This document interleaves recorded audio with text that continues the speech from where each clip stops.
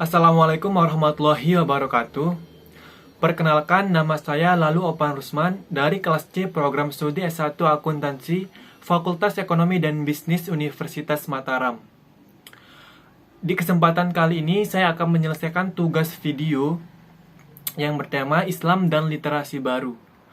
Sebelumnya, yang saya hormati Bapak Arif Nasrullah selaku dosen pengampu Pendidikan Agama Islam.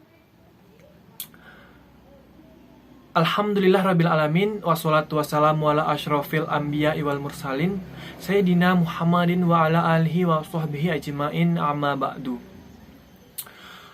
Segala puji bagi Allah Subhanahu wa Ta'ala yang telah menganugerahkan pengetahuan dan kearifan bagi hambanya.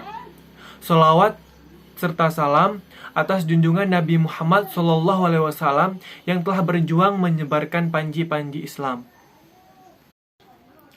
Teman-teman sekalian, di zaman yang serba modern, di mana rasionalitas adalah segala-galanya, justru semakin menjauhkan manusia dari dirinya sendiri. Dan yang jauh lebih lagi, telah semakin menjarakkan manusia dari Tuhannya. Jangan sampai teknologi dan globalisasi membuat kita melupakan jati diri kita sebagai hamba Allah Subhanahu wa Ta'ala. Globalisasi yang memasuki dunia kita tentunya turut membawa sisi positif dan negatif untuk dapat memilih antara yang hak dan yang batil, dan disinilah peran Al-Quran dan bersama hadis memberikan solusi.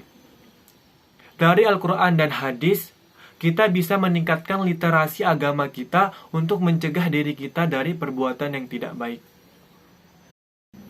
Seperti judul materi yang akan saya sampaikan di kesempatan kali ini, yaitu Literasi Agama Penting di Tengah Maraknya Kebencian dan Hoax. Teman-teman sekalian, akhir-akhir ini banyak kabar bohong atau hoax yang beredar di masyarakat.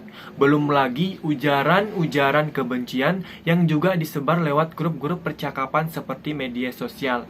Lama-lama, kohesi sosial dalam kehidupan kita, dalam kehidupan bernegara bisa terancam. Bukan hanya di Indonesia, tapi komunitas dimanapun yang anggota masyarakatnya beragam.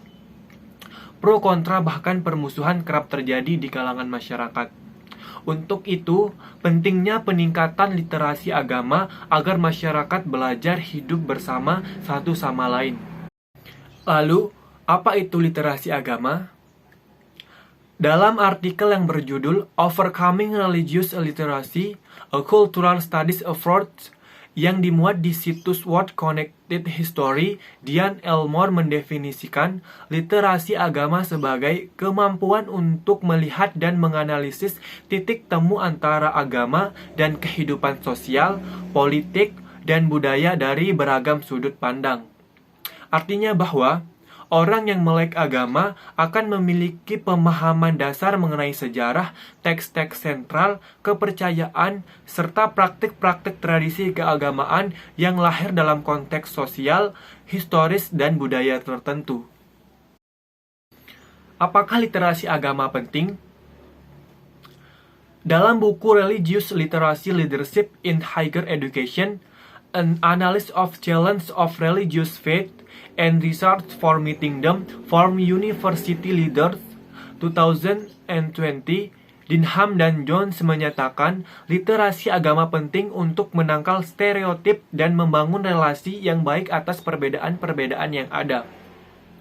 Stereotip artinya penilaian yang tidak seimbang terhadap suatu kelompok masyarakat. Penilaian itu terjadi karena kecenderungan untuk menggeneralisasi tanpa diferensiasi.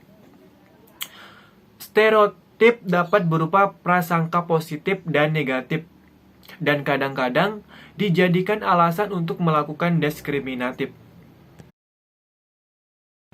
Stereotip negatif terkait penganut agama tertentu berpotensi melahirkan keputusan dan kebijakan yang membatasi hak-hak seseorang. Sentimen Trump terhadap Muslim misalnya, memicu Presiden Amerika Serikat tersebut membuat kebijakan pembatasan imigrasi penduduk dari sejumlah negara. Dari perspektif lain, Duncan Grimm, penulis buku From Poverty to Power menyoroti pentingnya literasi agama dalam rangka menganalisis dan memproyeksikan perkembangan masyarakat. Ia berargumen agama berelasi dengan fenomena-fenomena sosial seperti kemiskinan, kekerasan terhadap perempuan, atau gerakan sosial. Untuk itu, penting bagi kita untuk meningkatkan literasi agama kita agar kita terhindar dari sikap-sikap yang tidak baik terhadap diri kita maupun orang lain. Mungkin hanya itu yang dapat saya sampaikan.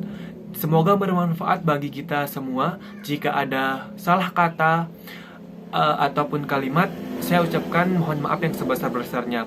Sekian, wassalamualaikum warahmatullahi wabarakatuh.